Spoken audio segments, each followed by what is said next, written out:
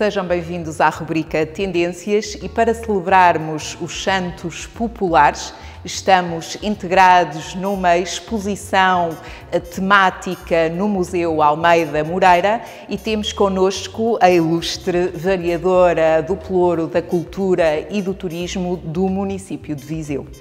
As celebrações dos três santos populares, Santo António, São João e São Pedro, revestem-se de diversas expressões, onde a vivência da fé se cruza com realizações mais profanas, assumindo sempre uma ambiência de festa e alegria. Viva, doutora Leonor Barata, bem-aja por nos receber aqui neste museu emblemático, localizado no coração da nossa cidade de Viseu e por nos apresentar também esta representativa exposição em torno dos santos populares. Muito obrigada pelo convite, é um prazer estar aqui e é um prazer sobretudo estar neste museu incrível que é uma espécie da joia da coroa da cidade de Viseu. Enquanto vereadora da Cultura e do Turismo, fale-nos um pouco da importância deste museu para a nossa cidade e, por outro lado, para a nossa região do centro. O Museu Almeida Moreira é dos primeiros museus municipais a ser constituído e tem aqui uma dupla qualidade. Para além de ser geograficamente o museu mais central da nossa cidade, a par com o Grão Vasco, com o Museu Nacional Grão Vasco, tem esta particularidade de ser nascido da vontade de um homem.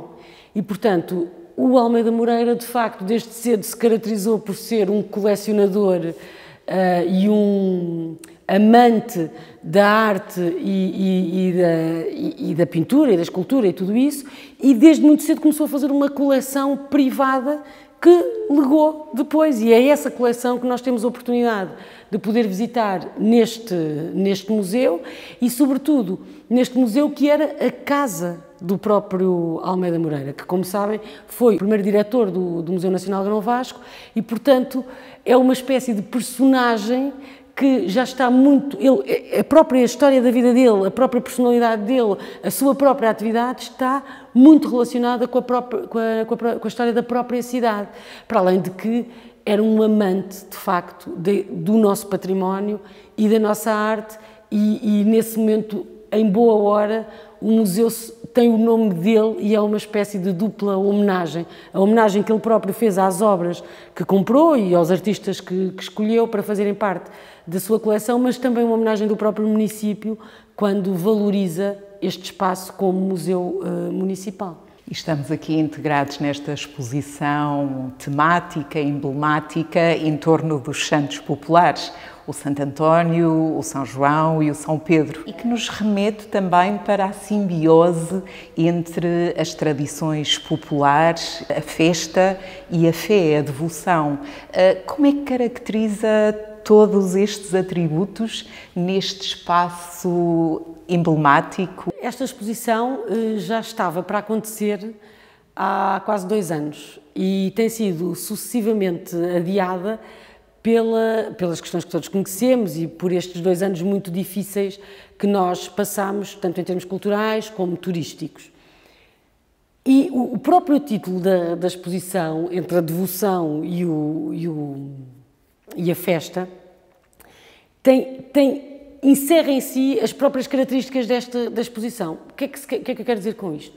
Estes 3 santos, para além de serem santos muitíssimo importantes no cotidiano da fé, de uma certa devoção e de uma prática religiosa muito concreta, cotidiana e específica, são também os santos populares, ou seja, são aqueles santos que a cultura popular abraçou como dizendo, não, são de lá, mas também são daqui. E, portanto, quase que têm as nossas gentes quase que têm uma exigência particular com estes 3 santos. E, por isso, é que eles são tão celebrados, bom, eles são muitíssimo celebrados em contexto da Igreja, obviamente. Aliás, basta lembrarmos das histórias deles. O Santo António é, de facto, o grande... mas isso já vem do lado popular e nem se consegue perceber bem de onde é que vem essa ideia, porque na verdade o Santo António é o grande divulgador da palavra de Deus e, portanto, por isso é que nós conseguimos ver aqui, ele aparece sempre com o menino ao colo, não é? Portanto, às vezes o menino está nu, outras vezes o menino está vestido, mas o menino simboliza a pureza e a inocência e a maneira como o Santo António falava com as suas gentes. Depois temos, claro, o São João também como ele próprio, o homem que batiza Cristo e que também vem com uns atributos muito quase naifes, não é? O cordeirinho, sempre muito, é isso, naif, muito ligado à natureza. E depois temos o grande São Pedro, que é dos mais, foi Papa, não é? E portanto tem essa relação muito próxima com a Igreja. O que é extraordinário é como é que, popularmente, eles são absorvidos na cultura popular e quase que o tratam por tu. E lhes pedem as coisas desde o mais cotidiano ao mais complexo. É muito curioso perceber como é que estes três santos, que são, de facto, grandes referências do universo da devoção e da fé, conseguem depois também ser apropriados em termos pela cultura e pelas manifestações populares, de modo a que temos aqui neste lado uma série de pequenas cartas, pequenos selos, os santinhos, não é? Que até serviam, há ali uns que serviam para marcar os livros. E, portanto, dão-lhes um lado absolutamente cotidiano que parecia desligado, mas que, na verdade, nos quer dizer outra coisa. São tão populares, no sentido de são tão conhecidos, que as pessoas se apropriam deles para o seu cotidiano e os tornam presentes no seu cotidiano. É claro que depois, esta questão da festividade, não é, deste mês dedicado, tem depois, de facto, a ver com uma prática que, sim, junta o sagrado e o profano, se quisermos, e que tem a ver com as práticas que já são ancestrais, já das boas-vindas ao verão, de tudo isso, e, portanto, juntam-se estes dois universos que acabam por se casar de uma maneira extraordinária e que eu acho que é sinal, de facto, de um dinamismo e de uma força ritualística incrível. E com esse alinhamento, portanto, observamos aqui várias pinturas imponentes, aliadas a estas esculturas temáticas. Do ponto de vista do programa iconográfico, como é que o descreve e o eleva? Essa é uma pergunta muitíssimo interessante e importante e eu não sou a melhor pessoa para responder. Até porque esta exposição é organizada numa parceria com os bens culturais da sede de Viseu e a doutora Fátima Eusébio, de facto, seria a pessoa indicada porque conhece estes materiais como ninguém e foi, de facto, dela a responsabilidade da seleção e da estruturação do próprio percurso expositivo, juntamente com a doutora Sandra Alves, que é a responsável do Museu Almeida Moreira. Ainda assim, eu penso que o percurso da exposição está organizado de modo a identificar, por um lado, representações de cada um dos santos tratados, portanto, já falámos, o Santo António, que começa aqui, e, portanto, nós até aqui temos as representações do Santo António com curiosidades. Este é um altar absolutamente deslumbrante, mas temos ali uma representação do Santo António mais velho, o que é uma raridade. Portanto, normalmente o Santo António é representado mais novinho e ali temos essa representação. E também de referir que muitas destas obras vêm do nosso território e, portanto, das juntas de freguesia, das nossas juntas de freguesia, de alguns mosteiros. Portanto, são obras emprestadas para esta exposição e que valorizam duas coisas, valorizam o espaço e dão dimensão a esta exposição. Depois, a seguir, temos as representações do São João e depois passamos logo para as de São Pedro. É interessante há coisas que são engraçadas. Aqueles dois últimos quadros que estão ali, se percebermos, são uma cópia, não posso dizer isto assim, são uma réplica, são uma tentativa de homenagem ao grande São Pedro que está no Grão Vasco. Não tem nem de longe a mesma qualidade, obviamente, mas percebemos que aquilo que o autor, que o pintor vai tentar é, de alguma maneira, recriar o cenário extraordinário e a mestria incrível de Grão Vasco. Depois aqui no centro temos uma série de bandeiras processionais, não é? Portanto, iam nas procissões com estas bandeiras, e também temos algumas representações dos mesmos santos, e temos ali, logo naquele sítio ali, temos uma escultura vestível, ou seja, podia-se pôr a vestimenta, e que ia também nas procissões. Depois, isto será o universo que vem das juntas, das igrejas, dos mosteiros, e que estão aqui no território. Depois aqui temos uma série de pequenos elementos, como já falei, dos pequenos selos, dos pequenos cartões. Temos aqui davam uns cartões, por exemplo, com o Santo António: no dia em que te formaste, aqui está o teu Santo António para te acompanhar, e que, portanto, são estes vestígios da prática no cotidiano. Temos também uns azulejos que são muito característicos da região e que também são a prova viva de que estes três santos estão muito presentes na iconografia popular. E depois temos ali um oratório portátil que vale muito a pena ser observado, que era para ir nos navios. E, portanto, para eles poderem rezar ao Santo António, abriam aquilo que é uma igrejinha pequenina para poderem fazer as suas práticas religiosas. Depois há uma segunda parte da exposição que é muito interessante e que tem a ver com o que estava a falar da festa. E, portanto, dos balõezinhos, dos manjericos, tudo isso, portanto, desse lado mais popular, completamente popular, que é um lado mais colorido, mais festivo, e que depois tem aquelas quadras que nós já, portanto, conhecemos algumas, outras não, e que têm sempre um lado mais provocatório e ainda bem, e mais divertido, digamos assim. E agora aqui com um mote na quadra festiva, tem alguma rima que pretenda partilhar com quem nos segue e quem nos ouve? Eu não me atrevo, não me atrevo, mas temos ali na nossa parede uma rima que eu vou ousar ler, e que diz assim: casai-me, meu Santo António, já que és tão milagreiro, conhecido em toda a parte como bom casamenteiro. Ó meu rico Santo António, rogai ao vosso menino, o menino é aquele que anda sempre ao colo do Santo António, que faça mudar depressa este meu cruel destino, que é ser solteiro.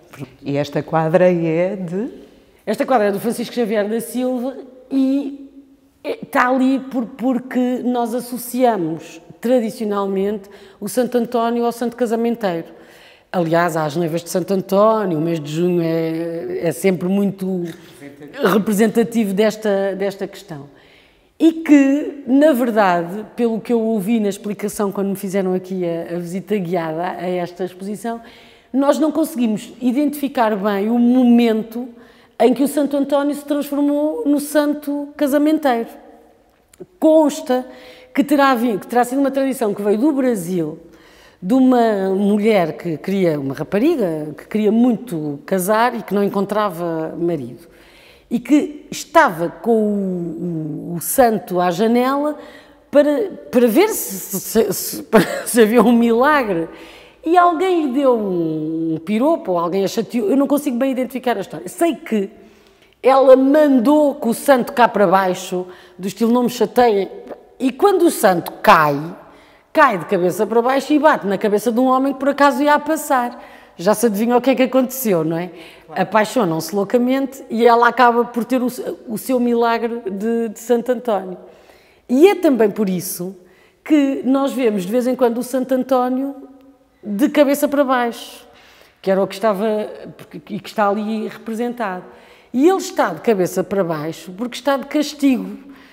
Enquanto não cumprir a sua função de arranjar marido ou fazer lá o que ele tem a fazer, está de cabeça para baixo. Portanto, é uma narrativa que descreve aquela posição diferente do Santo António se encontrar. De uma forma religiosa e de devoção, até poderíamos considerar uma falta de respeito, mas a verdade é que elas o colocam e faziam-lhe coisas mais, põe-no de cabeça para baixo, põe-no fechado numa caixa e enquanto a coisa não for resolvida. E eu acho isto delicioso, como é que conseguimos ter aqui estes dois mundos em verdadeiro diálogo. É porque não é em conflito, é em verdadeiro diálogo e todos nós percebemos bem quando é que estamos a pôr o Santo António de castigo ou quando é que vamos rezar a Santo António. E observamos também algumas quadras do Fernando Pessoa. E porquê é que elas estão aqui representadas? Pois porque, na verdade, quando se fez esta recolha das quadras populares, percebemos que o grande poeta português, né, a seguir ao Camões, talvez, também escreveu ao Santo António, o que é uma delícia, no sentido de facto, estas três personagens, porque até acho que ele fala do São Pedro, e, portanto, faz assim uma espécie de encadeamento dos três santos. Estas três personagens são incríveis no material que depois acabam por produzir e que não têm paralelo.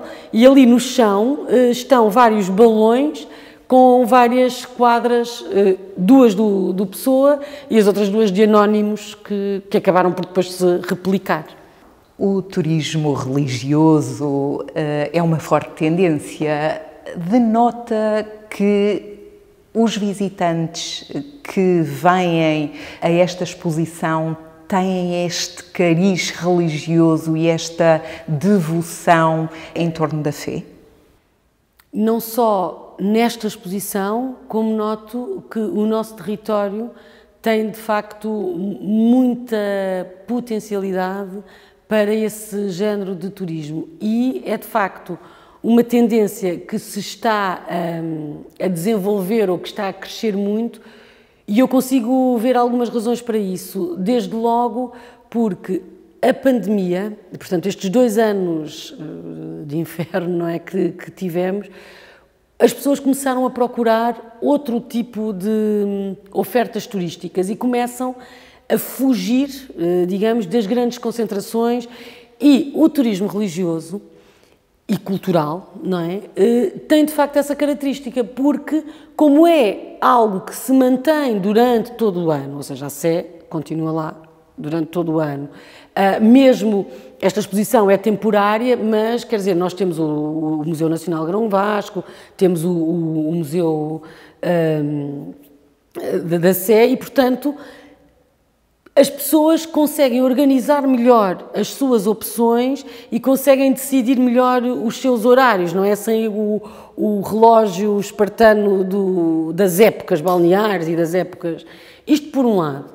Por outro lado, de facto, acho que há uma nova ideia de que o turismo religioso já não é só um turismo de devoção, mas é um turismo cultural.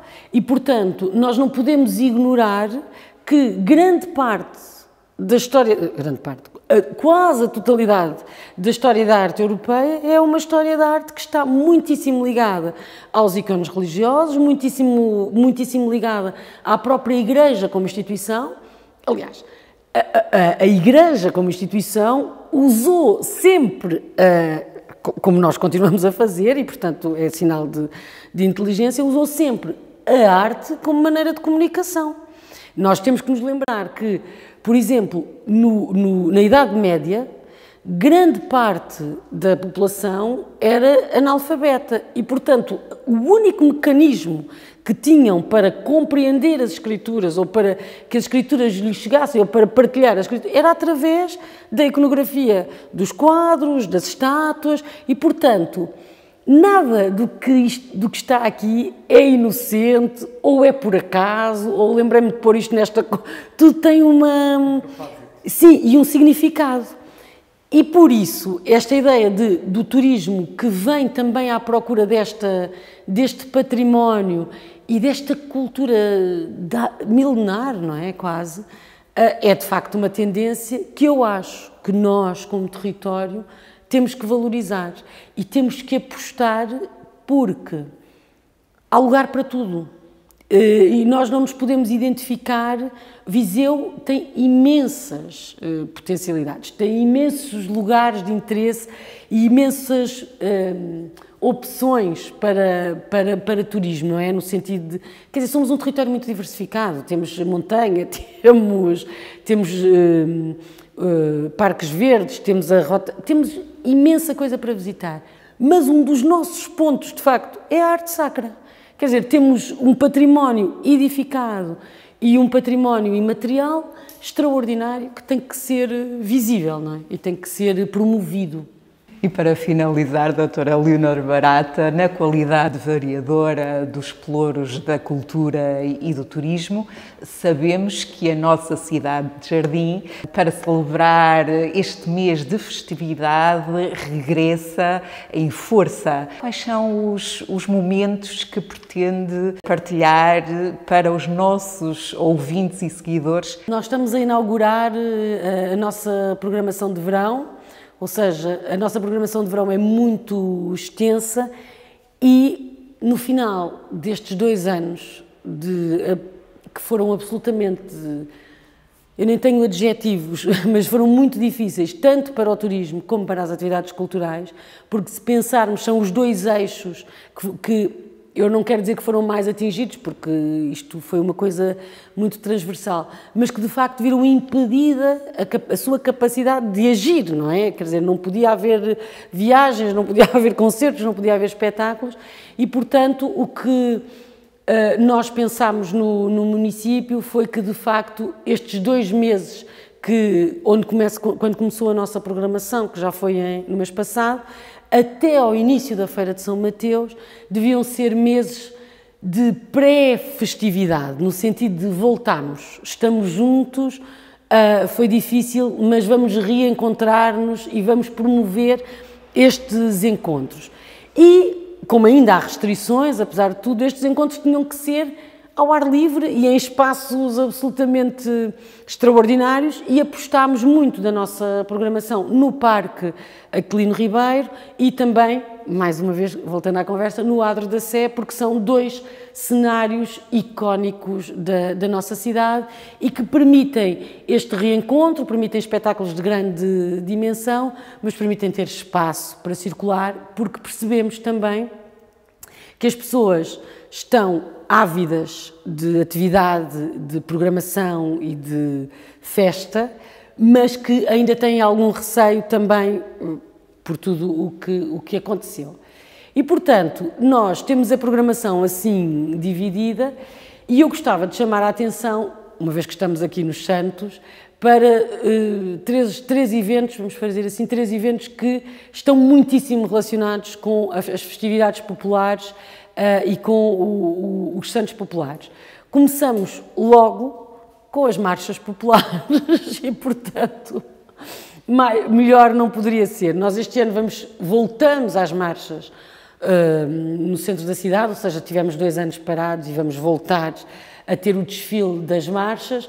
Vamos ter 600 participantes a desfilar, são 8 grupos e, portanto, vai ser uma noite de certeza especial. Já está o calor que pede à saída e à música e, portanto, vai ser uma noite de grande animação. Depois vamos ter também, isto está quase tudo a coincidir, a Festa das Freguesias, que é aquele momento em que as freguesias vêm ao Rossio, como o Dr. Rosa ainda agora acabou de dizer isso. E é de facto muitíssimo importante porque é o celebrar a cultura popular e as tradições etnográficas e o folclore e a música popular em contexto de festa, mas que, ao mesmo tempo, permite um intercâmbio entre as próprias freguesias e dar a conhecer, porque nós temos coisas extraordinárias aqui ao lado e que é preciso dar a conhecer e não tem a ver com nenhuma espécie de alta cultura, baixa cultura. Ao contrário, tem a ver com uma democratização total das tradições e de termos a certeza absoluta e convicta, não é, de que nós só somos para o futuro se soubermos o que é que fomos no passado. E por isso isto até é engraçado, porque cruza com a devoção e a festa. É exatamente da mesma maneira que eu estava a falar da história de arte, que é preciso vir à arte antiga para podermos perceber o mundo. É a mesma coisa com as tradições, precisamos de nos ancorar bem naquilo que somos e naquilo que nos construi para poder... Portanto, o que eu lhe queria dizer é que não é nada um passadismo de vamos voltar, não. Estamos aqui, estamos a projetar para o futuro e sabemos exatamente de onde é que vimos. E depois, festas das freguesias, portanto, com as provas gastronómicas, os concertos, o artesanato durante 3 dias no Parque Aquilino Ribeiro. E depois terminamos estas grandes festividades com as cavalhadas.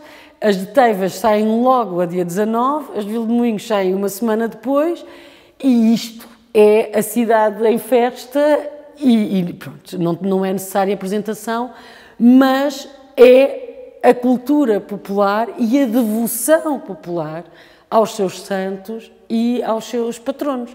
E, portanto, este mês, de facto, é um mês cheio de atividade, mas que, permita-me, já merecíamos, não é? Já merecíamos esta festa na rua em permanência. Em que se dá ênfase à festa, à tradição e à história a que estes certames tão bem o representam. Completamente, é isso mesmo. Muito obrigada pela partilha e até muito breve para abordarmos outros temas em torno do turismo e da cultura da nossa cidade e da nossa região. Obrigada eu, foi um prazer. Bem-aja, estimados ouvintes e seguidores, por acompanharem a rubrica Tendências e fiquem com o repto para visitar o Museu Almeida Moreira até dia 25 de setembro, com o desígnio dos santos populares em torno da devoção e da festa. A rubrica Tendências tem o apoio do Turismo Centro de Portugal, da Aresp, da Cave Lusa, da Quinta Dona Sancha e do Instituto Politécnico de Viseu. Bem-aja a todos e fiquem bem.